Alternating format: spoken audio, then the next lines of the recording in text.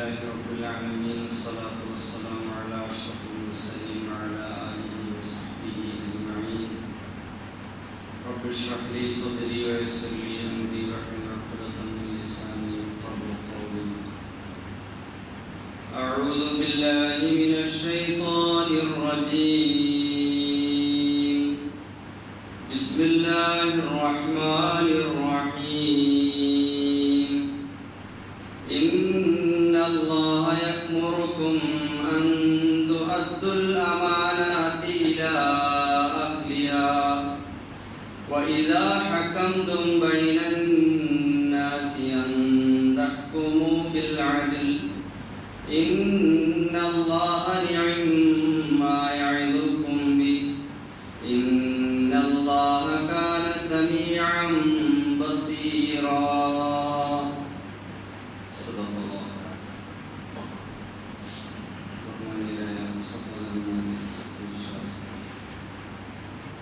അല്ലാഹു സുബ്ഹാനഹു വ തആലയുടെ വിധികളും മുഹമ്മദ് റസൂലുള്ളാഹി സ്വല്ലല്ലാഹു അലൈഹി വസല്ലമിന്റെ ജീവിതചര്യകൾ അനുധാവനം ചെയ്തു ജീവിതത്തെ അർത്ഥപൂർണമാക്കുവാൻ ഞാൻ നിങ്ങളോരോരുത്തരോടും ഓർമ്മിപ്പിക്കുകയാണ്.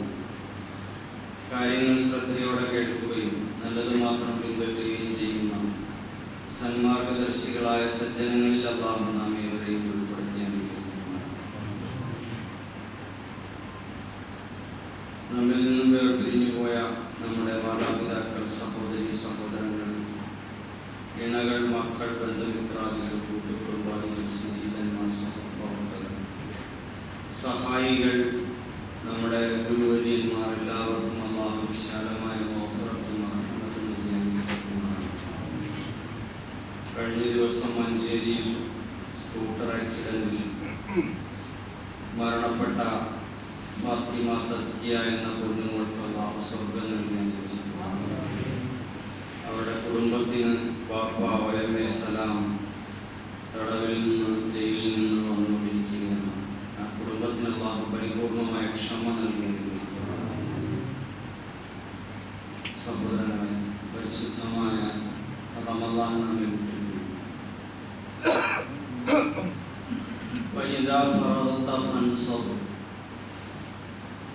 ഒരു വലിയ നന്മ അല്ലാഹു നമ്മെ കൊണ്ട് ചെയ്യിപ്പിച്ചു.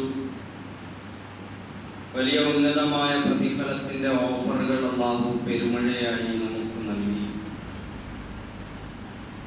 അതൊക്കെ നേടിയെടുത്ത ശേഷം പെരുന്നാൾ ആഘോഷിച്ചു. ആ പഴയ ചടുലതയും ഊർജവും ഉന്മേഷവും ഒക്കെ ഇപ്പോൾ നമ്മുടെ പൊതുജീവിതത്തിൽ നഷ്ടപ്പെട്ടു കഴിഞ്ഞിരിക്കുകയാണെന്ന് തോന്നുന്നു. റമദാൻ മാസത്തിൽ പള്ളികൾ ജുമാ ബാങ്ക് വിളിക്കുമ്പോൾ തന്നെ നിറഞ്ഞു കവിഞ്ഞിരുന്ന അവസ്ഥകളിൽ നിന്ന് ഒരു മാറ്റം വന്നിരിക്കുന്നു. അതുപോലെ ജമാഅത്ത് നമസ്കാരങ്ങൾക്കും അതേപോലെയുള്ള ഒരു ഊർജ്ജസ്വലത നഷ്ടപ്പെട്ടുകൊണ്ടിരിക്കുകയാണ്. മറ്റ് നന്മകൾ ചെയ്യുന്നതിനും പഴയതുപോലുള്ള ഒരു ഉത്സാഹം കാണാതായിരിക്കുന്നു. യഥാർത്ഥത്തിൽ റമളാൻ വിട പറഞ്ഞെങ്കിലും ആ റമളാൻ എന്ന പോലെ പുണ്യങ്ങൾക്ക് 10ഉം 70ഉം 70,000 പ്രതിഫലം വാഗ്ദാനം ചെയ്തുകൊണ്ട് തന്നെയാണ് നമ്മുടെ മുമ്പിലൂടെ ഓരോ സൽക്കർമ്മങ്ങൾ കടന്നുപോയിക്കൊണ്ടിരിക്കുന്നത്. നബി സല്ലല്ലാഹു അലൈഹി വസല്ലം റമളാനിൽ നോമ്പിന്റെ പുണ്യത്തെ കുറിച്ച് പറഞ്ഞപ്പോൾ അവിടെ നന്മകൾക്ക് അനേകം ഇരട്ടി പ്രതിഫലം ലഭിക്കും എന്ന് പറഞ്ഞിട്ട് ഖുദ്സിയായ ഹദീസ് ഉദ്ധരിച്ചുകൊണ്ട് നബി സല്ലല്ലാഹു അലൈഹി വസല്ലം പറഞ്ഞത് അസ്സൗമു ലീ വ അനാ അജ്സി ബി. നോമ്പ് എനിക്കുള്ളതാണ്, അതിനുള്ള പ്രതിഫലം ഞാൻ തരും എന്നാണ്. എന്ന് പറഞ്ഞാൽ കണക്കില്ലാത്ത പ്രതിഫലമാണ് റമദാനിൽ അള്ളാഹു നമുക്ക് ഓഫർ ചെയ്തത്. കണക്കാക്കിയുള്ള പ്രതിഫലമാണ് മറ്റുള്ള മാസങ്ങളിലുള്ളത്. ഒരു നന്മയ്ക്ക് 10 ഇരട്ടി പ്രതിഫലം. ചിലപ്പോൾ ആ നന്മയുടെ ആഴവും തൂക്കവും പരപ്പും ഉള്ളടക്കവും അനുസരിച്ച് അതിന് പിന്നെ 700-ഉം 70,000-ഉം ഇരട്ടി പ്രതിഫലം ലഭിക്കുന്ന അവസ്ഥയാണുള്ളത്. അപ്പൊ എത്രയോ ഇരട്ടി പ്രതിഫലം ലഭിക്കും എന്ന് ഓഫർ ചെയ്തിട്ടുള്ള ഒരു മാസത്തിൽ തന്നെയാണ് നമ്മളുള്ളത്, ഒരു സമയത്തിൽ തന്നെയാണ് നമ്മളുള്ളത്. നോമ്പിനെ സംബന്ധിച്ചിടത്തോളം കണക്കില്ലാത്ത പ്രതിഫലം, കണക്കാക്കാനാവാത്ത പ്രതിഫലം. ആ നോമ്പ് എനിക്കുള്ളതാണ്, അതിന് ഞാൻ പ്രതിഫലം നൽകും എന്ന് പറയുമ്പോ അതങ്ങനെയാണ്. അതുപോലെ പടച്ചവൻ നമുക്ക് ലൈലത്തുൽ ഖദ്റിനെ പ്രതീക്ഷിച്ചിട്ടുള്ള ഓട്ടവും അന്വേഷണവും കാത്തിരിപ്പും ഒക്കെ ഉണ്ടായിരുന്നെങ്കിൽ, അതേപോലെ തന്നെയാണ് എല്ലാ ദിവസവും പാതിരാവിന്റെ 3-2 ഭാഗം കഴിയുമ്പോൾ അല്ലാഹു സുബ്ഹാനഹു വ തആല 1-ാം ആകാശത്തേക്ക് പ്രത്യക്ഷപ്പെട്ടിട്ട് വല്ലവർക്കും വല്ലതും ചോദിക്കാനുണ്ടോ എന്ന് ചോദിച്ചുകൊണ്ട് അല്ലാഹു അവസരം തരികയാണ്. അപ്പൊ ഈ രൂപത്തിലെല്ലാം നമുക്ക് പുണ്യങ്ങൾ ചെയ്യാനുള്ള ഒരുപാട് ഓഫറുകളും ഒരുപാട് സാധ്യതകളും അല്ലാഹു സുബ്ഹാനഹു വ തആല ഇപ്പോഴും നമ്മുടെ മുമ്പിൽ തുറന്നിട്ടിരിക്കുകയാണ്. പക്ഷെ നമ്മൾ ആലസ്യത്തിലേക്ക് പോകാൻ പാടില്ല. അത് ഓർത്തുകൊണ്ട് നമ്മൾ കൂടുതൽ കൂടുതൽ നന്മകളിൽ മുന്നേറണം. ഒരാളുടെ അമൽ സ്വീകരിച്ചു, റമദാനിലെ നോമ്പ്, ഇഅ്തികാഫ്, തറാവീഹ്, ഖുർആൻ, ദാനധർമ്മങ്ങൾ, നന്മകൾ ഇതൊക്കെ സ്വീകരിച്ചു എന്നതിന്റെ ലക്ഷണം എന്താണ്? മഹാത്മാക്കൾ പറയുന്നത് അത് തുടർന്ന് ചെയ്യാനുള്ള തൗഫീഖ് അയാൾക്ക് ഉണ്ടാവുമെന്നുള്ളതാണ്. എപ്പോഴെങ്കിലുമൊക്കെ എന്തെങ്കിലും ആവേശം കയറി കാട്ടിക്കൂട്ടി വെച്ചിട്ട് ഒരൊറ്റ ഓട്ടം പിന്തിരി, പിന്നെ ആ വഴിക്കില്ല, പിന്നെ ജീവിച്ചിരിക്കുമെങ്കിൽ അടുത്ത റമദാനിൽ കാണാമെന്ന് പറഞ്ഞിട്ട് പോകും. വീട്ടിൽ ആരെങ്കിലും അല്ലെങ്കിൽ മരിക്കണം, അപ്പൊ പിന്നെ ഭയങ്കര ഈമാനും തഖ്വയും ഒക്കെ. എന്താണ് ഞാൻ ചെയ്യേണ്ടത്? എന്ത് വേണമെങ്കിലും ചെയ്യാം. അല്ലെങ്കിൽ പരീക്ഷ മുമ്പിൽ വന്ന് നിൽക്കണം, എന്തെങ്കിലുമൊക്കെ പഠിച്ചു വെച്ചു, അതൊന്ന് നല്ല രീതിയിൽ എല്ലാ ക്വസ്റ്റ്യനും ആൻസർ ചെയ്യണം, ഇന്റർവ്യൂ പാസ്സാവണം. അപ്പൊ പഠിച്ചത് വേണം. നല്ലൊരു തൊഴിൽ വേണം, ഉദ്യോഗം വേണം, വിസ കിട്ടണം, കല്യാണം കഴിഞ്ഞിട്ട് മക്കൾ വേണം. അപ്പൊ പിന്നെ ഈമാൻ, ഭയങ്കര ഈമാൻ. സഹോദരങ്ങളെ, ഇങ്ങനെ സന്ദർഭങ്ങളും സാഹചര്യങ്ങളും നോക്കി ഇബാദത്ത് ചെയ്യാനുള്ള ഒരു രീതിയല്ല നമ്മൾ തിരഞ്ഞെടുക്കേണ്ടത്. എപ്പോഴും അല്ലാഹുവുമായിട്ട് ബന്ധം സ്ഥാപിച്ച് സുദൃഢമായ ബന്ധത്തിലൂടെ, സുസ്ഥിരമായ പ്രവർത്തനങ്ങളിലൂടെ മുമ്പോട്ട് പോകണം. കുറച്ചാണെങ്കിലും ദായിമായി നിത്യമായി ചെയ്യുന്നതാണ് അല്ലാഹുവിന് ഏറ്റവും ഇഷ്ടം. അതുകൊണ്ട് നമ്മൾ ഒരു സ്ഥിരത, നന്മകളിൽ ഒരു സ്ഥിരത നമുക്കുണ്ടാവും. ചെയ്യുമ്പോ എല്ലാം കൂടി കാട്ടിക്കൂട്ടി ചെയ്ത് വെക്കുക, ഇല്ലാത്തപ്പോ പിന്നെ ഒന്നുമില്ല. ആ അവസ്ഥ നമുക്ക് വരണം. അല്ലാഹു തആല നമ്മളെല്ലാവരെയും അവന്റെ ഏറ്റവും ഇഷ്ടപ്പെട്ട സജ്ജനങ്ങളിൽ ഉൾപ്പെടുത്തി അനുഗ്രഹിക്കുന്നു. അല്ലാഹു നമുക്ക് നന്മകളിൽ സ്ഥിരത നൽകി അനുഗ്രഹിക്കുന്നു. അവന്റെ പ്രത്യേകമായ സ്നേഹവാചനങ്ങളിൽ അവന്റെ തൗഫീഖ് കിട്ടിയ മുഅ്മിനീങ്ങളിൽ ഉൾപ്പെടുത്തി അനുഗ്രഹിക്കുന്നു. സഹോദരങ്ങൾ, നമ്മുടെ രാജ്യത്തെ സംബന്ധിച്ചിടത്തോളം ഇപ്പോ ഒരു 18ാമത് ലോകസഭാ തെരഞ്ഞെടുപ്പിന്റെ വാക്കിലേക്ക് എത്തിക്കൊണ്ടിരിക്കുകയാണ്. അടുത്ത വെള്ളിയാഴ്ചയാണ് നമ്മെ സംബന്ധിച്ചിടത്തോളം ഇലക്ഷൻ. ചരിത്രത്തിൽ ആദ്യമായിട്ടാണ് ഒരു ജുമാ ദിവസത്തിൽ ഇതേപോലെ നമുക്കൊരു തെരഞ്ഞെടുപ്പിനെ നേരിടേണ്ടി വരുന്നത്. അത് തന്നെ നമ്മുടെ രാജ്യം എങ്ങോട്ടുള്ള പോക്കാണ് എന്നതിന്റെ ഒരു വ്യക്തമായ സൂചനയാണ് ഇതിലൂടെയൊക്കെ നമുക്ക് കിട്ടുന്നത്. മുസ്ലിങ്ങളുടെ ഒരു പ്രത്യേക വിശേഷ ദിവസത്തിൽ അവരൊക്കെ ജുമാ കാര്യങ്ങളിൽ വ്യാപൃതരാകുന്ന അതിനെ മുഖ്യമായി കാണുന്ന, അതിൻ്റെ ആത്മീയ പരിസരത്ത് നിൽക്കുമ്പോൾ അതിൽ നിന്നും അവരെ അതിനെ രണ്ടാം സ്ഥാനത്തേക്ക് തള്ളിക്കൊണ്ട് മറ്റൊരു സംഗതി കൊണ്ടുവെക്കുക എന്ന് പറയുന്നത് തന്നെ ഒരു സാമൂഹിക മര്യാദയ്ക്കും ബഹുസ്വരതയ്ക്കും എതിരായ ഒരു സങ്കല്പമാണ്. അപ്പൊ അത് തന്നെ വ്യക്തമായ ഒരു സൂചനയാണ് നമ്മുടെ രാജ്യത്ത് നൽകിക്കൊണ്ടിരിക്കുന്നത്. ഇപ്പൊ നമ്മൾ നേരിടാൻ പോകുന്ന ഈ തെരഞ്ഞെടുപ്പ് വളരെ നിർണായകമായ, അതിനിർണായകമായ ഒരു തെരഞ്ഞെടുപ്പാണ്. ഇത് ഈ രാജ്യത്തെ സംബന്ധിച്ചിടത്തോളം ഏറ്റവും നിർണായകമായ തെരഞ്ഞെടുപ്പാണ്.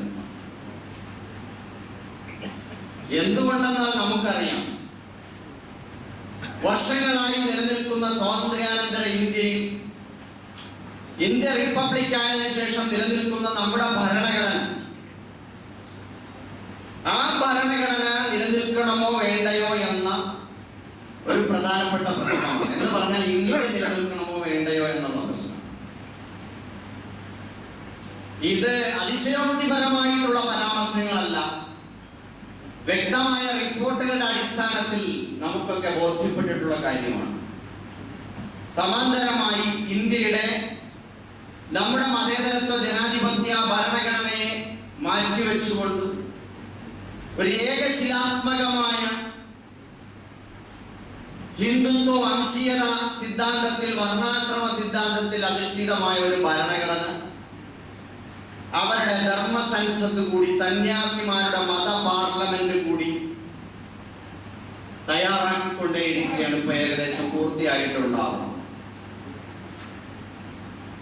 അപ്പൊ ഇന്ത്യയെ ഒരു ഹിന്ദു രാഷ്ട്രമാക്കാൻ വേണ്ടി അതിന് പ്രത്യേകമായ ഭരണഘടന തയ്യാറാക്കി മുമ്പോട്ട് പോയിക്കൊണ്ടിരിക്കുന്ന ഒരു സന്ദർഭമാണ്. മറ്റൊന്ന്, ഇന്ത്യയിലെ പ്രബല മതവിഭാഗം, ന്യൂനപക്ഷ വിഭാഗം എന്ന നിലയിൽ മുസ്ലിങ്ങൾക്ക് പ്രത്യേകിച്ചും ഇതര പിന്നാക്ക വിഭാഗങ്ങൾക്കും ഒക്കെ തന്നെ വളരെ സങ്കീർണമായ പ്രതിസന്ധികളിലേക്കാണ് രാജ്യം പോകുന്നത്. ഈ ഭരണഘടന അനുശാസിക്കുന്ന മനുഷ്യരുടെ പൗരാവകാശങ്ങളും അവരുടെ മറ്റുള്ള മതസ്വാതന്ത്ര്യവും എല്ലാം തന്നെ ഹനിക്കുന്ന തരത്തിലാണ് മുമ്പോട്ട് പോകുന്നത്. നമ്മൾ കണ്ടു, CAA എന്ന് പറയുന്ന സിറ്റിസൺഷിപ്പ് അമെൻമെന്റ് ആക്ട്, അത് പാസ്സാക്കപ്പെട്ട് കഴിഞ്ഞിരിക്കുകയാണ്. നമ്മുടെ പൗരത്വം മതത്തിന്റെ പേരിൽ ഈ രാജ്യത്ത് നമുക്ക് നഷ്ടപ്പെടുന്ന ഒരു ആശങ്കയും ഒരു വ്യക്തമായ ലക്ഷണവും അത് കാണിച്ചിരിക്കുകയാണ്. ഇതേപോലെ തന്നെയാണ് നമ്മുടെ മതസ്വാതന്ത്ര്യം ഹനിക്കുന്ന നിലയിൽ കണ്ട പള്ളികൾ മുഴുവൻ അതിനെതിരെ അവകാശവാദങ്ങൾ ഉന്നയിച്ചുകൊണ്ടും, അതുപോലെ നമുക്കുള്ള പ്രത്യേകമായ നിയമങ്ങൾ, അത് പേഴ്സണൽ ലോ ഉൾപ്പെടെയുള്ള നിയമങ്ങൾ റദ്ദ് ചെയ്യുന്ന തരത്തിൽ ഏക സിവിൽ കോഡ് നടപ്പിലാക്കാൻ വേണ്ടിയിട്ടുള്ള ശ്രമങ്ങളും പല സംസ്ഥാനങ്ങളും നടപ്പിലാക്കി കഴിഞ്ഞു. അപ്പൊ ഈ രീതിയിൽ നമ്മുടെ മതസ്വാതന്ത്ര്യവും മതത്തിന്റെ ആരാധനാലയങ്ങളും ചിഹ്നങ്ങളും അടയാളങ്ങളും അടയാളപ്പെടുത്തലുകളും നാമങ്ങളും സംസ്കാരവും എല്ലാം തന്നെ പൂർണ്ണമായി മാറ്റിമറിച്ചുകൊണ്ട് മുമ്പോട്ട് പോകുന്ന ഒരവസ്ഥ. വയനാട് ജില്ലയിൽ സംഘപരിവാർ വിദ്വേഷ രാഷ്ട്രീയത്തിന്റെ വക്താക്കൾ അവിടെ സുൽത്താൻ ബത്തേരിക്കിട്ട പേര് നമ്മൾ കണ്ടതാണ്. ഇതേപോലെ നമ്മുടെ എല്ലാം അടയാളങ്ങളും ചിഹ്നങ്ങളും നാമങ്ങളും ഇതെല്ലാം തുടച്ചു നീക്കിക്കൊണ്ട് വംശീയമായി പൂർണ്ണമായ ഒരു ഉന്മൂലനത്തിന് വേണ്ടിയിട്ടുള്ള ഒരു കളമൊരുക്കലാണ് രാജ്യത്ത് നടന്നുകൊണ്ടിരിക്കുന്നത്. അപ്പൊ ഇങ്ങനെ നടക്കുമ്പോ നമ്മെ സംബന്ധിച്ചിടത്തോളം നമ്മുടെ രാജ്യം എന്ന് പറയുന്നത്, ഇവിടെ ഒരു ഭരണഘടനയുണ്ട്. അത് മതേതരത്വ ജനാധിപത്യ സോഷ്യലിസ്റ്റ് പരമാധികാര റിപ്പബ്ലിക്കാണ് ഇന്ത്യ. അതിന്റെ ആമുഖത്തിൽ പ്രിയാമ്പിളിൽ എഴുതി വെച്ചിട്ടുണ്ട്, we the people of India, നമ്മൾ ഇന്ത്യയിലെ ജനങ്ങൾ. അപ്പൊ നമ്മൾ എന്ന് പറയുന്ന ഒരു സ്പിരിറ്റാണ് ഇന്ത്യ. അതിനെ വേർപിരിച്ച്, അതിനെ മതത്തിന്റെ പേരിൽ വേർപിരിച്ച് മുസ്ലിം ജനവിഭാഗങ്ങളെ പൂർണ്ണമായും അടിച്ചമർത്തി അടിമകളാക്കി വംശീയമായി ഉന്മൂലനം ചെയ്യുന്ന ഒരു പ്രക്രിയയാണ് ഇപ്പോൾ തുടങ്ങി വെച്ചിട്ടുള്ളത്. അപ്പൊ നമ്മൾ ഈ ഭരണഘടനയിലാണ് നമ്മൾ കരാറിൽ ഏർപ്പെട്ടിട്ടുള്ളത്, ഉടമ്പടിയിൽ ഏർപ്പെട്ടിട്ടുള്ളത്.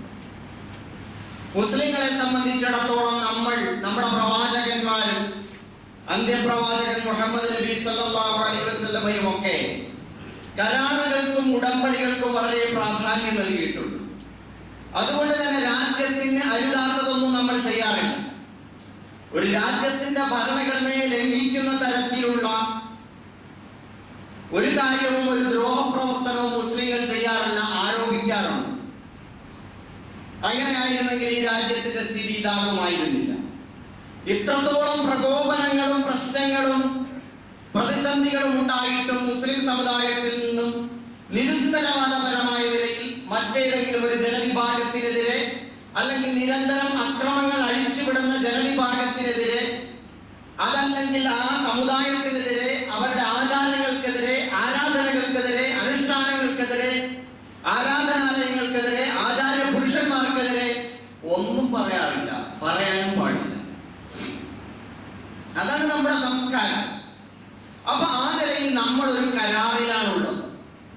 ഈ കരാർ ഓരോ ദിവസവും മുസ്ലിങ്ങളുടെ കാര്യത്തിൽ മാത്രം ലംഘിക്കപ്പെട്ടുകൊണ്ടിരിക്കുന്നു. നമ്മൾ മറ്റുള്ളവരോട് അത് പാലിക്കാൻ ബാധ്യസ്ഥരാണ്, നമ്മൾ പാലിച്ചുകൊണ്ടേയിരിക്കുന്നു. നമ്മുടെ കാര്യത്തിൽ മാത്രം നമ്മുടെ ഓരോ അവകാശങ്ങളും, തുല്യനീതിയും തുല്യാവകാശവും കിട്ടേണ്ട ഒരു ജനവിഭാഗം എന്ന നിലയിൽ നമുക്കത് പൂർണ്ണമായും നഷ്ടപ്പെട്ടുകൊണ്ടിരിക്കുകയാണ്. അപ്പൊ ഇങ്ങനെ പോയിക്കൊണ്ടിരുന്നപ്പോ ഇത്രയുമായിട്ടും അവസാനം ലോകത്ത് നിരീക്ഷകന്മാര് പറയുന്നു നമ്മളൊരു ജനോസൈഡിന്റെ വക്കീലാണ്. അതിന്റെ ഏകദേശ ഘട്ടങ്ങൾ പൂർത്തിയായിരിക്കുകയാണ്. വംശീയമായ ഉന്മൂലനത്തിന്റെ ഏകദേശ ഘട്ടങ്ങൾ പൂർത്തിയായിരിക്കുകയാണ്. അപ്പൊ ഈ അവസ്ഥയിൽ എത്തി നിന്നിട്ടും നമ്മളൊക്കെ വിശ്വസിച്ചിരുന്ന നമ്മുടെ പാർട്ടികൾ എന്താ ചെയ്തത്? അവരൊന്നും ചെയ്തില്ല. ഈ അവസ്ഥയിലേക്ക് നമ്മുടെ മഹത്തായ ഈ രാജ്യത്തെ കൊണ്ടുവന്ന് എത്തിച്ചത് ഈ പാർട്ടികളൊക്കെ കൂടി തന്നെയാണ്, നമ്മുടെ സ്വന്തം പാർട്ടികൾ. അവരെന്ത് ചെയ്തു? യഥാർത്ഥത്തിൽ രാജ്യത്തിന്റെ ഒരു ശക്തമായ പ്രതിപക്ഷമാണ്. അതിന് കഴിഞ്ഞിട്ടുണ്ടോ? ഇത് രാജ്യത്തിന് ആപത്താണ്, ഭരണഘടനയ്ക്ക് എതിരാണ്. ഇവിടെ ആരാധനാ സ്വാതന്ത്ര്യം വേണം, ബാബരി മസ്ജിദ് വേണം, ഗ്യാൻവാപ്പി വേണം, മധുര മസ്ജിദ് വേണം, അന്യായമായ അവകാശവാദങ്ങളാണിത്. ഇത് വർഗീയ ധ്രുവീകരണം ഉണ്ടാക്കും. ഗുജറാത്തിലും അതേപോലെ ബോംബെയിലും അഹമ്മദാബാദിലും അയോധ്യയിലും ഒക്കെ ഉണ്ടായ കലാപങ്ങളിൽ കൊല്ലപ്പെട്ട ആളുകൾക്ക് നീതി കൊടുക്കണം. ഇത് പറഞ്ഞിട്ട് ശക്തമായി സമരങ്ങളും പ്രക്ഷോഭങ്ങളും നടത്തേണ്ട മതേതര ജനാധിപത്യ പാർട്ടികൾ ദേശീയ തലത്തിൽ ശക്തമായ പ്രതിപക്ഷമായി നിന്നുകൊണ്ട് നീതി നഷ്ടപ്പെട്ടവർക്ക് നീതി വാങ്ങിക്കൊടുക്കാൻ വേണ്ടി ശ്രമിക്കുമ്പോഴാണ് അവരൊരു മതേതര പാർട്ടിയാവുന്നത്. പക്ഷെ അവരാരും ഒന്നും ചെയ്തില്ല. അവസാനം ഇവരൊക്കെ നിശബ്ദമായി ഇപ്പോൾ നമ്മൾ എത്തി നിൽക്കുന്ന ഒരു അവസ്ഥയിലെത്തി. നമ്മൾ തികഞ്ഞ അരക്ഷിതാവസ്ഥയിലേക്ക് നമ്മൾ അറിയപ്പെട്ടു. നമ്മളോട് പറഞ്ഞെന്താ? മതം രാഷ്ട്രീയത്തിൽ ഇടപെടൽ. ഞാൻ ഇപ്പൊ ഇത് പറഞ്ഞുകൊണ്ടിരിക്കുമ്പോ തന്നെ ചില ആളുകൾ ഇങ്ങനെ നോക്കി, ഇയാൾ എന്താണ് ഇവിടെ ഈ പള്ളിയിൽ രാഷ്ട്രീയ പ്രസംഗം, ഭരണഘടന, രാഷ്ട്രീയം, ഇതെന്ത് ഓട്ടം, ഇത് വിവാദത്തല്ലേ? സഹോദരങ്ങളെ, വിവരക്കേടാണ്.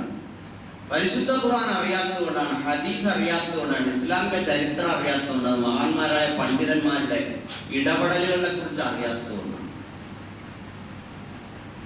അപ്പൊ ഇവിടെ നമ്മൾ മനസ്സിലാക്കാനുള്ളത്, നമ്മുടെ രാജ്യം ഇത്രയും വലിയ അവസ്ഥയിലേക്ക് എത്തി നിൽക്കുന്നു. നമ്മളോടാണെങ്കിലോ, നമ്മളോട് പറഞ്ഞു മതം രാഷ്ട്രീയത്തിൽ ഇടപെടരുത്.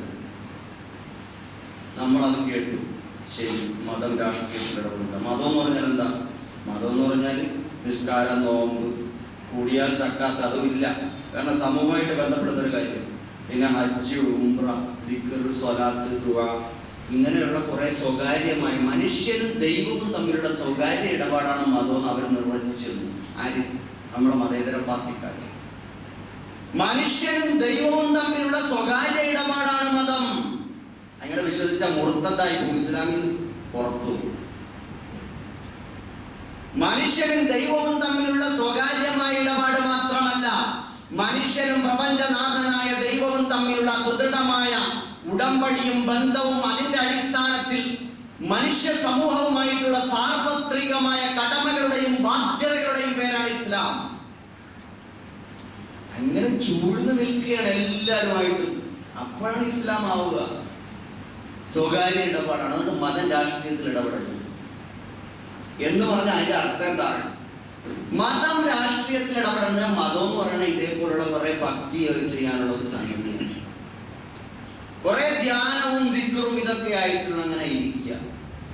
ബാക്കി ഒരു ഉത്തരവാദിത്വം അവർക്കില്ല. സഹോദരങ്ങളെ, എന്നിട്ട് പിന്നെ പറഞ്ഞത് ന്യൂനപക്ഷങ്ങളെ സംരക്ഷകർ ഞങ്ങളാണ്. എല്ലാവരെയും സംരക്ഷിക്കാൻ ഉത്തരവാദിത്വം ഞങ്ങൾക്ക്. ന്യൂനപക്ഷങ്ങൾ നിങ്ങൾ പേടിക്കേണ്ട, ഞങ്ങൾ വോട്ട് ചെയ്താൽ മതി. അപ്പൊ തെരഞ്ഞെടുപ്പ് അടുക്കുമ്പോൾ നമുക്ക് വേണ്ടി കരയാൻ ഒരുപാട് ആളുകളുണ്ടാവും. എല്ലാ പാർട്ടിക്കാരും അങ്ങനെയാണ്. നമുക്ക് വേണ്ടി കരയാൻ ഒരുപാട് ആളുകളുണ്ടാവും. നിങ്ങൾ അന്ന് അനുഭവിച്ചത് അത് ഇത് നോട്ടീസിൽ, പോസ്റ്ററിൽ, പിന്നെ പ്രസ്താവനയിൽ, തെരുവ് പ്രസംഗങ്ങളിലൊക്കെ കേട്ടാൽ ഏതോ ഒരു മതപണ്ഡിത വളവ് പറയുന്നത് പോലെ ഉണ്ടാവും. അതൊക്കെ കേട്ടിട്ട് നമ്മളെ കുറിച്ചാണല്ലോ ഈ പറയുന്നത് കേട്ട് നമ്മൾ അതിൽ വീണ്ടും വീണ്ടും നമ്മളിങ്ങനെ അവർ വിശ്വസിക്കുന്നു, അവർ കോട്ടുകുത്തുന്നു, അവരത് ചെയ്തു മുമ്പോട്ട്.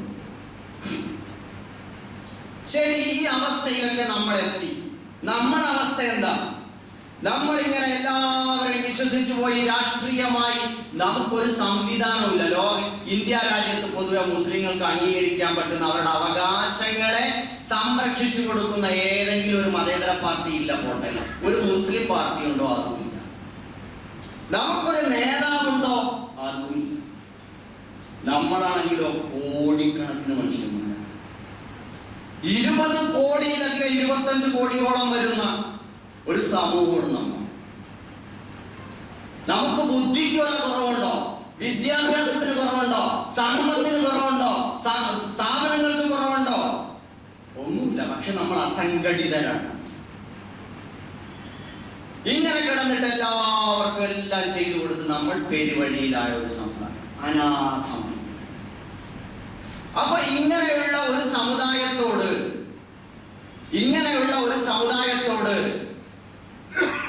എന്താണ് ഇനിയും നമ്മൾ ആകെ രക്ഷപ്പെടണമെങ്കിൽ ഞങ്ങൾക്ക് എല്ലാവരും പറയും. ശരിയാണ്, അത് നമ്മുടെ നിവർത്തികേടാണ്. അത് നമുക്ക് പറ്റുള്ളൂ.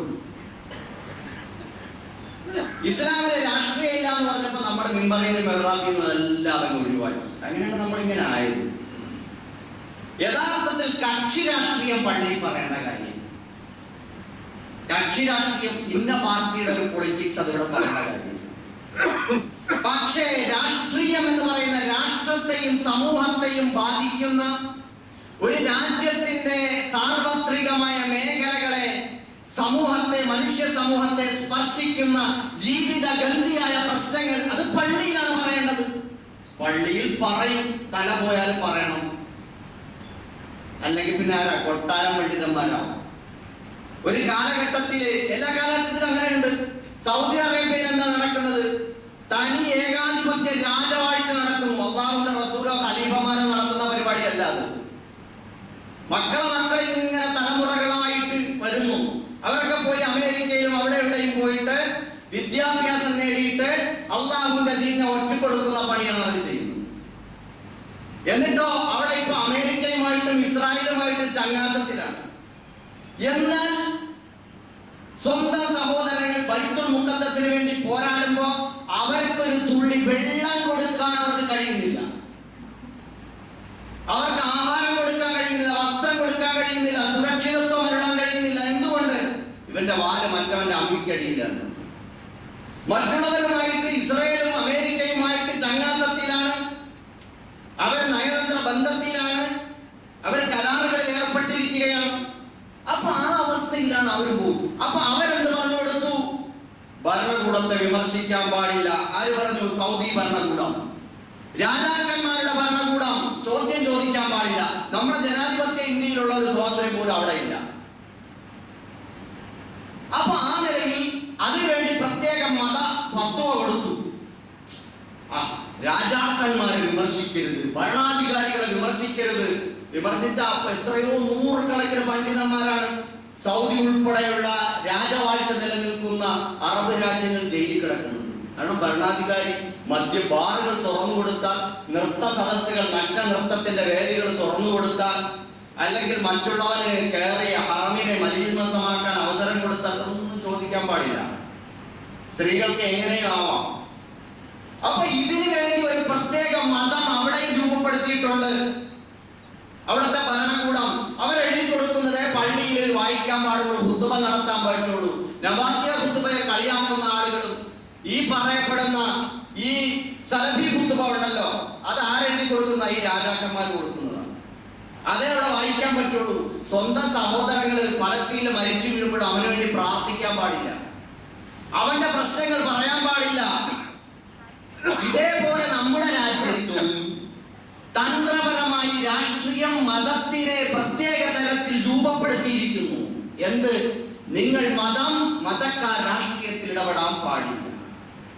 അങ്ങനെ ആ വൈദേശികമായ ഭരണകൂടത്തെ രാജവാഴ്ചയോടുള്ള രാജഭക്തിയിൽ അധിഷ്ഠിതമായ ഒരു മതസങ്കല്പം നമ്മുടെ ഇന്ത്യ രാജ്യത്തും അങ്ങനെ ഒരു സലഫിസത്തിന്റെ പേരിൽ ആ സലഫികളെ കളിയാക്കിയ കുറ്റപ്പെടുത്തുകയും ചെയ്യല്ല.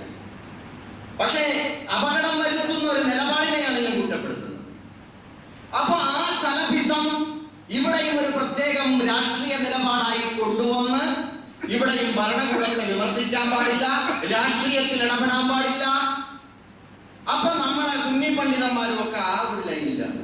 അത് നമുക്ക് എന്താണ് സൗകര്യം കിട്ടുന്നത് അത് മതി, അത് കിട്ടുന്ന വാങ്ങിച്ചോട്ട് പോവുക, നമുക്ക് സ്ഥാപനം നടത്തുക, നമ്മളെ കാര്യങ്ങൾ നടക്കുക. അതിനിപ്പോ ആരാണോ സൗകര്യം, അതിനിപ്പോ ആരായാലും കുഴപ്പമില്ല, അത് സംഘപരിവാറാണെങ്കിലും കുഴപ്പമില്ല.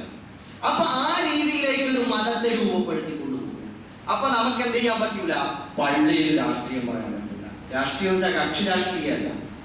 പിന്നെയോ രാഷ്ട്രത്തെ ബാധിക്കുന്ന, സമൂഹത്തെ ബാധിക്കുന്ന, സാമ്പത്തിക മേഖലയെ ബാധിക്കുന്ന, ഉൽപാദന മേഖലയെ ബാധിക്കുന്ന, ഒരു രാജ്യത്തിന്റെ എഴുന്നേറ്റ് നിൽക്കും മുമ്പോട്ട് പോക്കിനെയും ബാധിക്കുന്ന ഒരു പ്രശ്നത്തെയും പറയാൻ പറ്റില്ല പള്ളിയിൽ.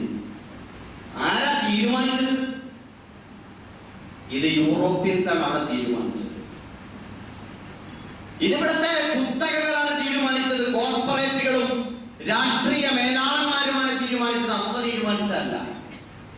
അവർ പറഞ്ഞു അബ്ദുൽ കൈസർ മാലിക് കൈസർ അബ്ദുലില്ലാഹി മാലില്ല. ദൈവത്തിനുള്ളത് ദൈവത്തിനും സീസർക്കുള്ളത് സീസർക്കും.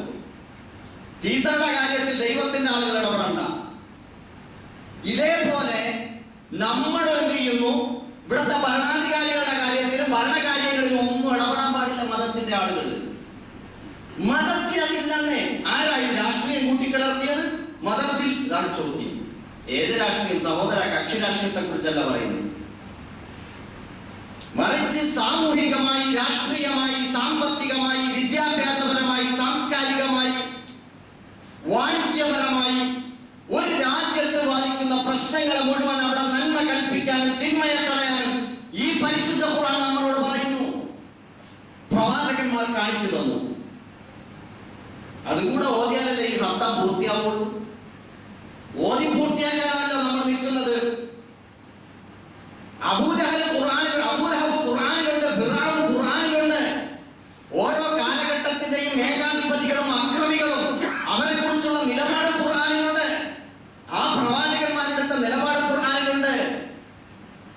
മഹാനായ മൂസാ നബി അലൈഹിസ്സലാത്തു വസ്സലാം അള്ളാഹു നിയോഗിച്ചത് എങ്ങോട്ടാണ്? ഈജിപ്തിലേക്കാണ്. ഈജിപ്തിനെ മുഴുവൻ അടക്കി ഭരിച്ചിരുന്ന ജനങ്ങളെ കിബിത്തികളെന്നും ഇസ്രായേലികളെന്നും രണ്ട് വിഭാഗമായിട്ട് ഭിന്നിപ്പിച്ച് ഭരണം നടത്തിക്കൊണ്ടിരുന്ന വർഗീയവാദിയും ഏകാധിപതിയും അക്രമിയുമായ ഫിർഔനെതിരെ അവന്റെ അടിമത്തത്തിൽ നിന്ന് ഇസ്രായേൽ ജനവിഭാഗത്തെ മോചിപ്പിക്കുക. ലാ ഇലാഹ ഇല്ലല്ലാഹ് മൂസാ റസൂലുള്ളാഹ്. അല്ലാഹു മാത്രമാണ് ആരാധനയ്ക്കും ആധിപത്യത്തിനും അർഹൻ. മൂസ അല്ലാഹുവിന്റെ പ്രവാചകനാകുന്നു എന്ന പ്രഖ്യാപനത്തോടെ പോയിട്ട് പറഞ്ഞത് എന്താ? അൻ അർസിൽ മഅന ബനി ഇസ്രായീൽ. ആരാ?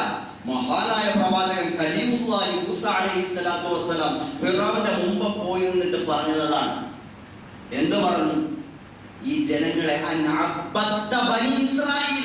നീ ഈ ഇസ്രായേൽ ജനവിഭാഗത്തെ അടിമകളാക്കി വെച്ചിരിക്കുകയെന്ന് പറഞ്ഞാൽ അവിടെ സ്വാതന്ത്ര്യം നിഷേധിച്ചിരിക്കുകയാണ്. അഭിപ്രായ സ്വാതന്ത്ര്യമില്ല, ഭക്ഷണ സ്വാതന്ത്ര്യമില്ല, വസ്ത്ര സ്വാതന്ത്ര്യമില്ല, സഞ്ചാര സ്വാതന്ത്ര്യമില്ല. ഖിബ്തികളാണ് അവിടുത്തെ അടിസ്ഥാന വർഗം, സാധാരണന്മാര്. ഇസ്രായേലികൾ ബനൂ ഇസ്രായേലിൽ നിന്ന് കുടിയേറി പാർത്തവരാണ്. അവർ വിദേശികളാണ്, അവർ അടിമകളാകണം, രണ്ടാം കിട പൗരന്മാരായി കഴിയണം. അവരിലെ ആളുകളെ അറുകൊല ചെയ്യുക, സ്ത്രീകളെ ജീവച്ഛവങ്ങളാക്കി മാറ്റുക സൂറത്തുൽ ഖസസ് പറഞ്ഞിരുന്നു.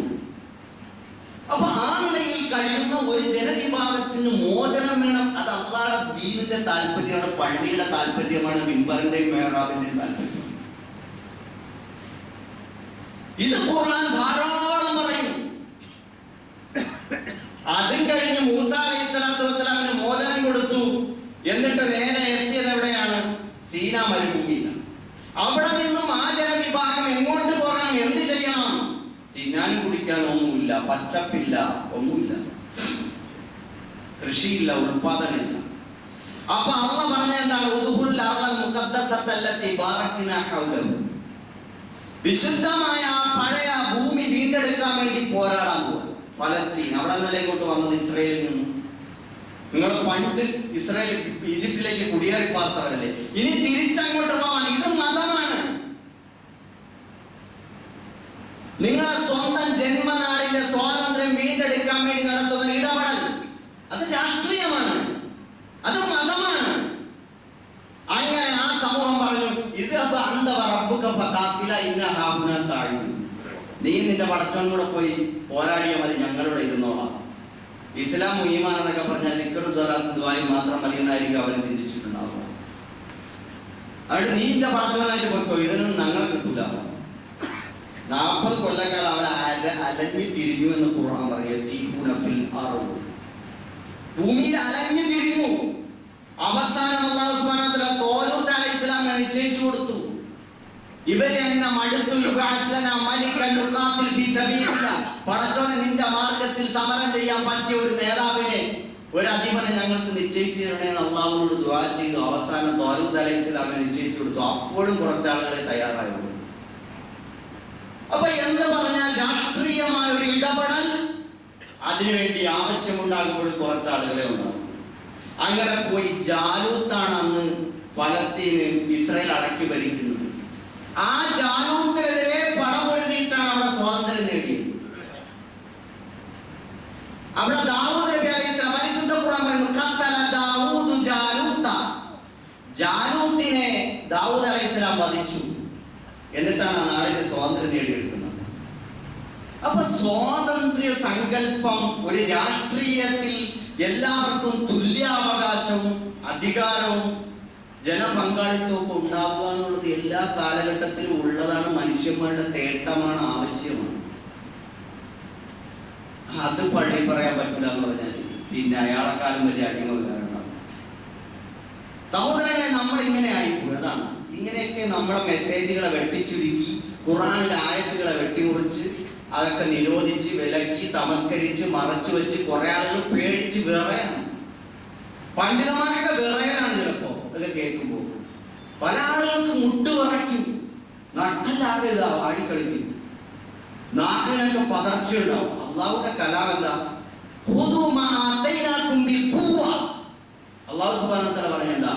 നിങ്ങൾക്ക് അള്ളാഹ് ഇറക്കി തന്ന ഈ പരിശുദ്ധ ഖുർആൻ ഉണ്ടല്ലോ, ഇത് ഖുവ്വത്തോടെ മുറുകെ പിടിക്കണം. അതിന് പറ്റിയവർക്ക് മനസ്സിലാവും. നമുക്ക് മാനസികമായി ശാരീരികമായി ഒക്കെ നല്ല ശക്തിയും ബലമൊക്കെ ഉണ്ടായ മനസ്സിന് ഉറപ്പുണ്ടെങ്കിൽ ഖുർആൻ പറയുന്നതൊക്കെ മനസ്സിലാവുള്ളൂ. അല്ലെങ്കിൽ എപ്പോഴും വിറബാധിച്ച രോഗിയെ പോലെയാണെങ്കിൽ കുറച്ചൊക്കെ മനസ്സിലാവുള്ളൂ. കാരണം എന്താ? ആ ബാധിച്ച കിടക്കുന്ന ആള് ദുർബലനാണ്, അശക്തനാണ്, ക്രിയാശേഷി നഷ്ടപ്പെട്ടവനാണ്. അവന് പറ്റുന്ന കാര്യങ്ങൾ ആ മതി എടുക്കും, ബാക്കിയുള്ളൊന്നും വെച്ചിരിക്കുക. അതുകൊണ്ട് ഞാൻ പറഞ്ഞു വരുന്നതെന്ന് വെച്ചാൽ, ഒരിക്കലും നമ്മൾ പറയരുത് ഇസ്ലാമിന് രാഷ്ട്രീയം എന്ന് പറഞ്ഞാൽ അർത്ഥം എന്താ? പടച്ചോന്നത് അറിഞ്ഞൂടാ. മഹാനായ ശുഐബ് നബി അലൈഹിസ്സലാത്തു വസ്സലാം കമ്പോളത്തിൽ ഇറങ്ങിയിട്ട് പ്രവർത്തിച്ചു. അളവിൽ തൂക്കത്തിൽ കൃത്രിമം കാണിക്കുന്ന ആളുകൾക്കെതിരെ മദീനയിലെ ജനങ്ങൾ അവർ സംഘടിച്ചു. പ്രമാണി വർഗം ശുഐബ് എന്തിനാ ഇതുമായിട്ടൊക്കെ നടക്കുന്നത്? നിനക്ക് അവിടെ പോയിരുന്നാ പോരെ, നീ എന്തിനാ കമ്പോളത്തിൽ ഇറങ്ങി നടക്കുന്നത്, ജനങ്ങളുടെ കാര്യത്തിൽ ഇടപെടുന്നത്? നിനക്ക് നിന്റെ കാര്യം നോക്കി മതകാര്യം നോക്കി ഒതുങ്ങിയാൽ പോരെ? നബി സല്ലല്ലാഹു അലൈഹി വസല്ലമയോട് ചോദിച്ചല്ലോ, മാലി ഹാദർ റസൂൽ യഖുലു തആം വയംശി ഫിൽ അസ്വാഖ്. ഇതെന്ത് പ്രവാചകൻ, ഇങ്ങേരുടെ ജനങ്ങളുടെ ഇടയിൽ ഇറങ്ങി നടക്കുന്നു, കമ്പോളത്തിലൂടെ പോകും, ആരെ കഴിക്കുന്നു ആളുകളുടെ ഇടയിൽ? ഇങ്ങനെയൊക്കെ ഉണ്ടോ? അപ്പൊ ആളുകളുടെ കൺസെപ്റ്റ് പണ്ട് മുതലേ അങ്ങനെയാണ്. മതം, ഇസ്ലാം, ദീൻ എന്നൊക്കെ പറഞ്ഞാൽ ജനങ്ങളുടെ ഇടയിൽ നിന്ന് ഇറങ്ങാൻ പാടില്ല, കമ്പോളത്തിലേക്ക് വരരുത്, പാർലമെന്റിലേക്ക് വരരുത്, രാഷ്ട്രീയത്തിലേക്ക് വരരുത്, നീതിന്യായ രംഗത്തേക്ക് വരരുത്, വാണിജ്യ രംഗത്തേക്ക് വരരുത്, കൃഷിഭൂമിയിലേക്ക് വരരുത്. ഇങ്ങനെയൊക്കെയാണ് അവരുടെ കൺസെപ്റ്റ്. കാരണം അവിടെയൊക്കെയാണ് ചൂഷണങ്ങളുള്ളത്. ഇസ്ലാം എല്ലാ ചൂഷണങ്ങളെയും അവസാനിപ്പിക്കുന്നു. അതുകൊണ്ട് തന്ത്രപരമായി അവർ പറയും മതം രാഷ്ട്രീയത്തിൽ ഇടപെടരുത്. ചില പള്ളിയിലൊക്കെ ഇത് ഞാൻ ഇതൊക്കെ പറയുന്നത് വേറെ ഏതെങ്കിലും പള്ളിയിലാണെങ്കിൽ അസറോട് കൂടി എൻ്റെ ജോലി പോകും. അള്ളാഹുവിനെ കൊണ്ടുള്ള ഒരു കമ്മിറ്റി, പ്രബുദ്ധരായ ഒരു ജനതയുള്ളതുകൊണ്ട് ഞാനിത് പറഞ്ഞു. അപ്പൊ സഹോദരങ്ങളെ, അള്ളാഹുവിന്റെ കലാമാണ് ഞാൻ പറയുന്നത്. തൻ്റെ ഉള്ള ഏത് പണ്ഡിതനും വന്നോട്ടെ, നിങ്ങൾ ഈ പറയണമെന്ന് ഖുർആനില്ല എന്ന് പറയട്ടെ, ഇസ്ലാമില്ല എന്ന് പറയട്ടെ, അപ്പൊ ഞാൻ നിർത്തും. അതുകൊണ്ട് പറഞ്ഞു വരുന്നത് എന്തെന്ന് വെച്ചാൽ, സമയമില്ല, പറഞ്ഞു വരുന്നത് അള്ളാഹുവിന്റെ ദീൻ സമഗ്രമാണ്, സമ്പൂർണ്ണം. ഇതിൽ വൈയക്തികമായി, കുടുംബപരമായി, സാമൂഹികമായി, രാഷ്ട്രീയമായി, വിദ്യാഭ്യാസപരമായി, സാമൂഹികമായി, സാംസ്കാരികമായി, വാണിജ്യപരമായി, കാർഷികമായി ഒരു മനുഷ്യ ജീവിതത്തിനെ മുച്ചൂടും ബാധിക്കുന്ന എല്ലാ മേഖലകളിലേക്കും നിങ്ങൾ എങ്ങനെ ജീവിക്കണമെന്ന് അല്ലാഹു സുബ്ഹാനഹു വ തആല കൃത്യമായി ദിശ കാണിച്ചിട്ടുണ്ട്. അങ്ങനെ ജീവിക്കണം. നിസ്കാരം ഞാൻ അല്ലാഹു പറയും പോലെ റസൂൽ പറയും പോലെ ചെയ്തോളാം. പക്ഷെ രാഷ്ട്രീയം ഞാൻ പറയും പോലെ എന്റെ നേതാവ് പറയും പോലെ പറ്റില്ല. എല്ലായിടത്തും നീതി വേണം, സത്യസന്ധത വേണം, ജനക്ഷേമം വേണം. ഇതെല്ലാം ഉൾപ്പെട്ടതാണ് ഇസ്ലാമിന്റെ രാഷ്ട്രീയം. അല്ലാതെ ഇസ്ലാമിന്റെ രാഷ്ട്രീയം എന്ന് പറഞ്ഞ വേറൊന്നും. ഇസ്ലാമിന്റെ രാഷ്ട്രീയം എന്താണ്? അതിന്റെ കുറെ ഏറെ ഭാഗങ്ങൾ ജനാധിപത്യം ഉൾക്കൊള്ളുന്നതാണ്.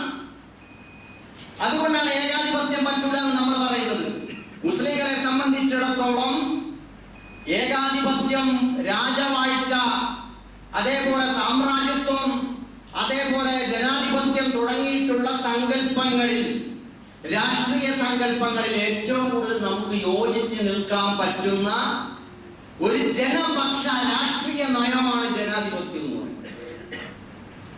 അപ്പൊ അതുകൊണ്ട് തന്നെ ജനങ്ങൾക്ക് ചോദ്യം ചോദിക്കാനും, അഭിപ്രായം പറയാനും, തിരുത്താനും, കൂടിയാലോചിക്കാനും, ജനങ്ങൾക്ക് തുല്യത നൽകാനും, തുല്യാവകാശം നൽകാനും, അഭിപ്രായ സ്വാതന്ത്ര്യം നൽകാനും എല്ലാമുള്ള സൗകര്യം ജനാധിപത്യത്തിലുണ്ട്. അതുകൊണ്ട് ഇസ്ലാമിനെ സംബന്ധിച്ചിടത്തോളം ജനാധിപത്യം അജ്ഞാതമല്ല, അന്യം. സഹോദരങ്ങളെ, ആ ജനാധിപത്യത്തിൽ നിന്നുകൊണ്ടാണ് ഇവിടെയാണ് നമ്മൾ നമ്മുടെ രാജ്യത്തിന്റെ 18ാമത്തെ ലോകസഭാ തെരഞ്ഞെടുപ്പിനെ നമ്മൾ നേരിടാൻ പോകുന്നത്. ഞാൻ പറഞ്ഞു, ഈ രാജ്യം അപകടത്തിലേക്ക് പോകുന്നു. രാജ്യത്തിന്റെ പ്രബലമായ മതന്യൂനപക്ഷങ്ങൾ എന്ന നിലയിൽ മുസ്ലിങ്ങളുടെ ഭാവിയും അപകടപ്പെടുകയാണ്. ഒരു പക്ഷേ അവർ കോൺസെൻട്രേഷൻ ക്യാമ്പുകളിലേക്ക്, അതല്ലെങ്കിൽ അവർ ഡിറ്റൻഷൻ സെന്ററുകളിലേക്ക് ഒക്കെ തള്ളപ്പെടുന്ന ഒരു കാലം അനധിവിദൂര ഭാവിയിൽ നമുക്ക് നേരിടേണ്ടി വന്നേക്കാം. നമ്മുടെ മുമ്പിൽ നമ്മളെ സമീപിച്ചിട്ടുള്ള നമ്മുടെ മതേതര കക്ഷി രാഷ്ട്രീയ പാർട്ടികൾ, അവരെയും പൂർണ്ണമായി നമുക്ക് വിശ്വാസത്തിലെടുക്കാൻ കഴിയാത്ത ഒരവസ്ഥ. കാരണം ഇത്രയും രാഷ്ട്രീയം അരക്ഷിതാവസ്ഥയിലേക്ക് പോയിട്ടും ആത്മാർത്ഥമായി ഉണർന്ന് പ്രവർത്തിക്കാൻ ആർക്കും കഴിയില്ല. വമ്പിച്ച സാധ്യതകൾ ദേശീയ രാഷ്ട്രീയത്തിൽ ഭരണഘടന ഉയർത്തിപ്പിടിച്ചുകൊണ്ട് പ്രവർത്തിക്കാനും പോരാടാനും ജനങ്ങളെ സംഘടിപ്പിക്കാനും അവസരമുണ്ടായിട്ടും ആ പ്രതിപക്ഷത്തിന്റെ വമ്പിച്ച സാധ്യതകളെ ഉപയോഗപ്പെടുത്താൻ ഇവിടുത്തെ മതേതര പ്രബല ദേശീയ രാഷ്ട്രീയ പാർട്ടികൾക്ക് കഴിയാതെ പോയിരിക്കുന്നു.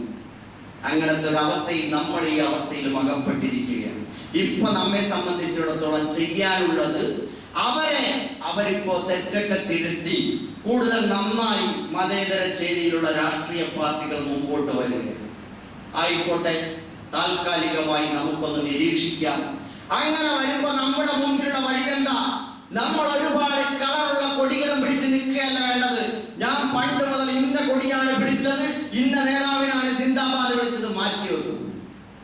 നമ്മൾ ചിന്തിക്കേണ്ടത് എന്താണ്? ഇവിടെ രാജ്യത്തിന്റെ ഏറ്റവും വലിയ ക്യാൻസർ, ഏറ്റവും വലിയ മഹാദുരന്തം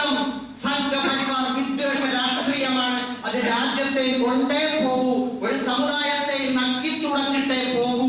ഈ അവസ്ഥയിൽ നമ്മൾ ചെയ്യേണ്ടത്, ഇനിയും നമ്മൾ നമ്മുടെ പഴയ ആ പാർട്ടിയുടെ, ഏത് പാർട്ടി ആയിക്കൊള്ളട്ടെ, ആ കൊടിയും പിടിച്ച് നിൽക്കാതെ നമുക്ക് വേണ്ടി, നമ്മുടെ രാജ്യത്തിന് വേണ്ടി, നമ്മുടെ സമൂഹത്തിന് വേണ്ടി സർവോപരി അള്ളാഹുവിന്റെ നീതി സങ്കല്പത്തിനോടൊപ്പം നിൽക്കാൻ നമുക്ക് ഫാഷിസത്തെ, സംഘപരിവാർ സ്ഥാനാർത്ഥിയെ പരാജയപ്പെടുത്താൻ സാധ്യതയുള്ള ഏത് സ്ഥാനാർത്ഥിയാണോ ആ സ്ഥാനാർത്ഥിക്ക് വോട്ട് രേഖപ്പെടുത്താൻ നമ്മൾ സന്നദ്ധമാവും.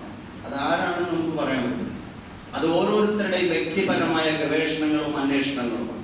പക്ഷേ എന്റെ പഴയ പാർട്ടിയോടുള്ള പ്രത്യേകമായ താല്പര്യം അതിന് നീതി ചെയ്യാനും വിജയസാധ്യതയുള്ള ശരിയായ ഒരു മതേതര സ്ഥാനാർത്ഥിയെ വിജയിപ്പിക്കുന്നതിന് നമുക്ക് തടസ്സം നിൽക്കരുത് എന്നാണ് ഒരു ഇമാം എന്ന നിലയ്ക്ക് എനിക്ക് പറയാനുള്ളത്. ആരോടും ഒരു പ്രതിബദ്ധതയുമില്ല. പക്ഷേ ഇതാവണം നമ്മുടെ ലക്ഷ്യം. നമ്മെ സംബന്ധിച്ചിടത്തോളം ഒരു വോട്ട് എന്ന് പറയുന്നത് അത് വളരെ പ്രധാനമാണ്. പരിശുദ്ധ ഖുർആൻ നമ്മളെ ഓർമ്മിപ്പിക്കുന്നത് ഇന്നല്ലാഹ യഅ്മുറുകും അൻ തുഅദ്ദുൽ അമാനാതി ഇലാ അഹ്ലിഹാ. അല്ലാഹ് നിങ്ങളോട് കൽപ്പിക്കുന്നു, നിങ്ങളുടെ ഉത്തരവാദിത്തങ്ങൾ, നിങ്ങളുടെ ബാധ്യതകൾ അതിലെ ഏറ്റവും അർഹരായ ആളുകളിലേക്ക് നിർവഹിക്കണം എന്ന് നമ്മളോട് കൽപ്പിക്കുന്നു. വഇദാ ഹക്കംതും ബൈനന്നാസ് അൻ തഹ്കുമു ബിൽ അദ്ൽ. നിങ്ങൾ ജനങ്ങൾക്കിടയിൽ വിധി നടപ്പാക്കുകയാണെങ്കിൽ നിങ്ങൾ നീതിപൂർവമായിട്ടായിരിക്കണം അത് ചെയ്യേണ്ടത്. നീതിപൂർണമായ ഒരു ഭരണ നിർവഹണം ഉണ്ടാവാൻ നമ്മുടെ ഉത്തരവാദിത്തം അതിൻ്റെതായ സ്വഭാവത്തിൽ നമ്മൾ നിർവഹിക്കാൻ തയ്യാറാവണം. വോട്ട് അമാനത്താണ്. മറ്റൊന്ന്, വോട്ട് എന്ന് പറയുന്നത് നീതിയുടെ സാക്ഷ്യമാണ്. നീതിക്ക് വേണ്ടിയിട്ട് നമ്മൾ പക്ഷം പിടിക്കണം. അവിടെ അല്ലാഹു പറയുന്നുണ്ട്, യാ അയ്യുഹല്ലദീന ആമനൂ കൂനൂ ഖവ്വാമീന ബിൽ ഖിസ്തി ശുഹദാഅ ലില്ലാഹ്. നിങ്ങൾ അല്ലാഹുവിന്റെ സാക്ഷിയായിക്കൊണ്ട് നീതിക്ക് വേണ്ടി നിലകൊള്ളണം. നമുക്ക് നീതിയായി തോന്നുന്ന, ബോധ്യപ്പെടുന്ന ആ ഒരു പക്ഷത്തിന് വേണ്ടി നമുക്ക് ഒപ്പം നിൽക്കാൻ നമുക്ക് ബാധ്യതയുണ്ട്. അതേപോലെ സത്യത്തിനൊപ്പം നിൽക്കുക. യാ അയ്യുഹല്ലദീന ആമനൂ കൂനൂ, യാ അയ്യുഹല്ലദീന ആമനൂ തഖുല്ലാഹ വകൂനൂ മഅസ് സാദിഖീൻ. മുഅ്മിനീങ്ങളെ, നിങ്ങൾ അല്ലാഹുവിനെ സൂക്ഷിക്കുക, സത്യസന്ധന്മാർക്ക് ഒപ്പം നിൽക്കുക എന്ന്. മറ്റൊരായത്തിൽ കാണാം, നമ്മളെ സംബന്ധിച്ചിടത്തോളം വോട്ടിനെ നമ്മൾ മനസ്സിലാക്കുമ്പോൾ അതിനെ ഈ ആയത്തിനോട് ചേർത്ത് മനസ്സിലാക്കാൻ പറ്റും. അതൊരു ശുപാർശയാണ്. മൻ യശ്ഫഅ ശഫാഅതൻ ഹസനതൻ യകുൽ ലഹു നസീബുൻ മിൻഹാ വമൻ യശ്ഫഅ ശഫാഅതൻ സയ്യിഅതൻ യകുൽ ലഹു കിഫിലുൻ മിൻഹാ. ആരെങ്കിലും ഒരു നന്മയ്ക്ക് വേണ്ടിയിട്ടുള്ള ഒരു ശുപാർശ നടത്തിയാൽ അവൻ അതിൻ്റെതായ ഓഹരി ഉണ്ടാകും. അതേസമയം അവൻ തിന്മയ്ക്ക് വേണ്ടിയാണ് ശുപാർശ ചെയ്യുന്നതെങ്കിൽ അതിൻ്റെയും അനന്തരഫലം ഇയാളെ ബാധിക്കും, ഇയാൾക്ക് ലഭിക്കും. അപ്പൊ ഈ അർത്ഥത്തിലെല്ലാം നമ്മൾ നോക്കുമ്പോൾ അമാനത്ത് നിർവഹിക്കാൻ പറ്റിയ ആളുകൾ നമ്മുടെ മുമ്പിൽ ഇല്ല. അതേപോലെ തന്നെ നീതിയുടെ ഒപ്പം നിൽക്കാന്ന് പറഞ്ഞാൽ ഇയാൾ നീതിയുടെ പക്ഷത്താണെന്ന് നമുക്ക് പറയാൻ പറ്റണില്ല. കാരണം ഇടക്കിടക്കൊക്കെ BJP-യിലേക്ക് പോകുന്ന ആളുകൾ ആ കൂട്ടത്തിൽ തന്നെയാണ്. പിന്നെ വേറെ നോക്കുമ്പോൾ സത്യത്തിനൊപ്പം നിൽക്കുന്ന ആളുകൾ, അവരെ തുണയ്ക്കാൻ ഇവര് സത്യത്തിന്റെ ഒപ്പമാണെന്ന് പറയാൻ പറ്റില്ല.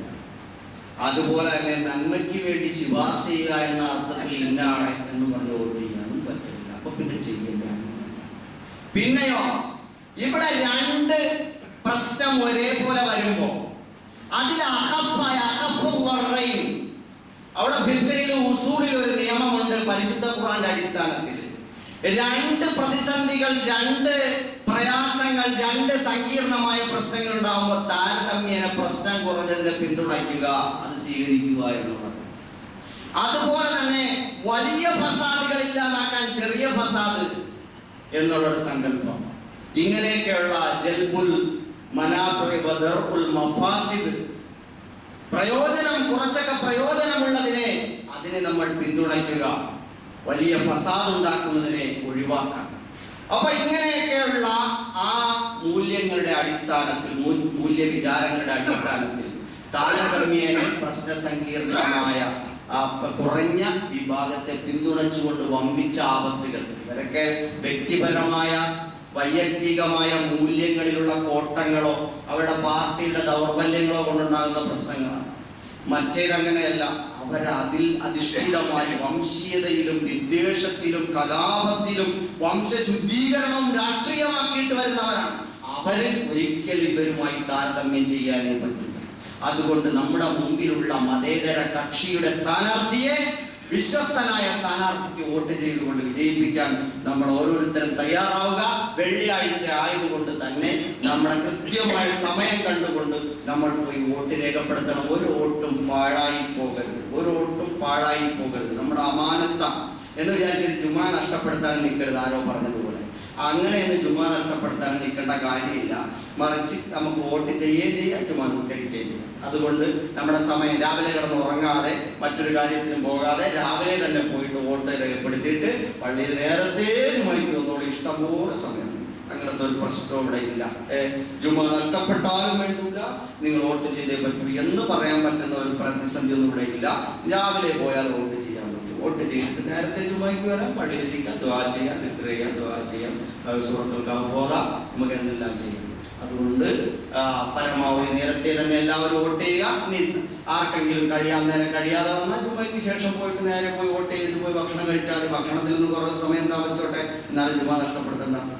അപ്പൊ ഇൻഷാ അല്ലാഹ് എല്ലാവരും അതിന്റെ ഏറ്റവും വലിയ ഹക്ക് പാലിക്കാൻ വേണ്ടി തയ്യാറാവണം. അല്ലാഹു സുബ്ഹാനഹു വ തആല നമ്മളെല്ലാവരെയും അനുഗ്രഹിക്കുമാറാകട്ടെ. നമ്മുടെ കുറവുകളൊന്നും മാപ്പാക്കി തരുമാറാകട്ടെ.